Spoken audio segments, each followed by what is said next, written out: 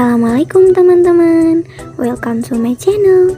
Jangan lupa like, comment, and subscribe ya. Kita kembangin channel ini bareng-bareng. Happy watching. Ternyata kalau imannya itu mantap, Masya Allah. Jadi nggak ada beda semua yang dia hadapi. Ketika itu mendatangkan suka, dia bersyukur. Ketika dia merasakan duka pun, dia bersabar. Jadi semua dilihatnya itu serupa. Sebagai anugerah yang Allah turunkan tentang bagaimana cara menyikapinya. Itu sesuatu yang sangat indah. Al-imanu yazidu wa yantaqisu.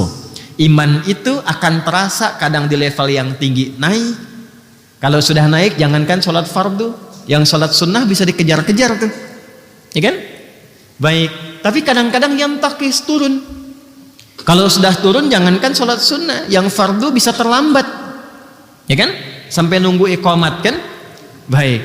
Nah, kapan kita bisa naikkan dan dijaga supaya tidak turun? Kata Nabi, yazidu bit-ta'at. Dia bisa naik kalau pemilik iman itu konsisten memperbanyak ketaatan. Wujud ketaatan itu wujudnya adalah ibadah. Karena itu kalimat iman pertama dalam Al-Quran disusulkan dengan ibadah.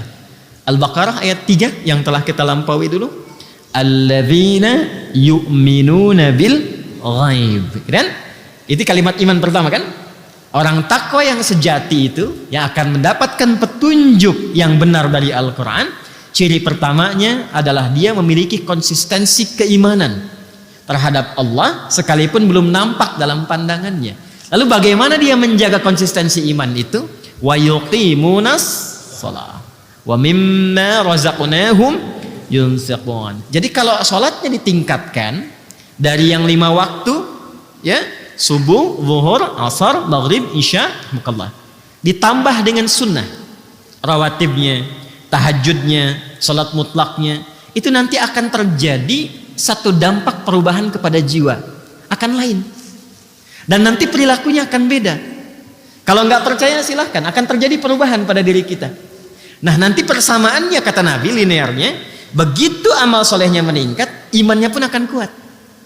Dan pengertian terbaliknya, kalau amal solehnya sedang turun, berarti imannya pun sedang lemah. Paham ya? Nah, ini bagian pertama, bagaimana cara meningkatkan iman. Yang kedua, formulasinya lewat ilmu, pengetahuan.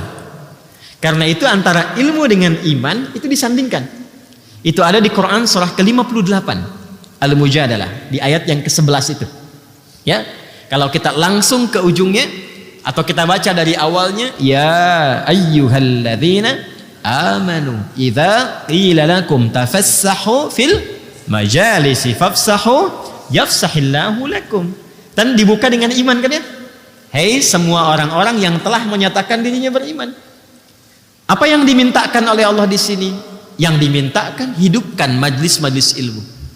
Kalau dalam bahasa kekinian share. Dulu tafsir ulama ya, yang fafsahu yafsahillahu lakum itu diartikan dengan luaskan, bagi space untuk yang lain. Sekarang pengertiannya di era kekinian itu bisa diperluas dengan share. Jadi kalau ada manfaat-manfaat di majlis ilmu, materi-materi yang bagus, yang bisa menguatkan jiwa, memotivasi, memberikan arah yang benar, itu share seluas-luasnya. Ya. Sehingga dengan di-share itu, setiap orang bisa mendapatkan kesempatan yang serupa untuk meningkatkan keimanannya. Kalau bahasa Nabi, boleh jadi, kan? Boleh jadi itu, ya. Yang mendapatkan sharean itu mendapatkan manfaat yang lebih banyak bahkan dibandingkan dengan yang nge-share. Maksudnya apa? Mungkin lebih berdampak kepada yang mendapatkan itu. Anda mendapat video potongan misalnya, ya, terasa biasa-biasa, kayaknya bagus tuh. Lalu Anda share. Bagi sebagian orang itu yang dia cari selama ini.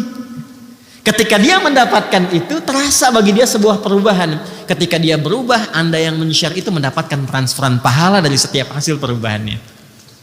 Indah kan ya?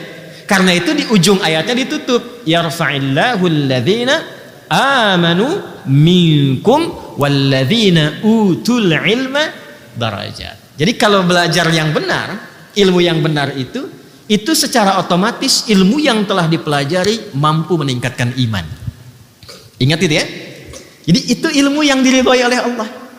Karena itu saya itu suka minta maaf sebesar-besarnya. Kalau misal dalam satu kesempatan mengajar, tidak memberikan penambahan kualitas atau kuantitas keimanan, tolong saya dikoreksi ya, didoakan, karena mungkin ada yang tidak tepat dalam cara mengajarkan itu. Ya, karena guru yang benar ketika mengajarkan sesuatu, diantaranya adalah mampu mendapatkan ya, atau menjadikan setiap yang belajar itu lebih dekat dengan Allah Subhanahu wa Ta'ala.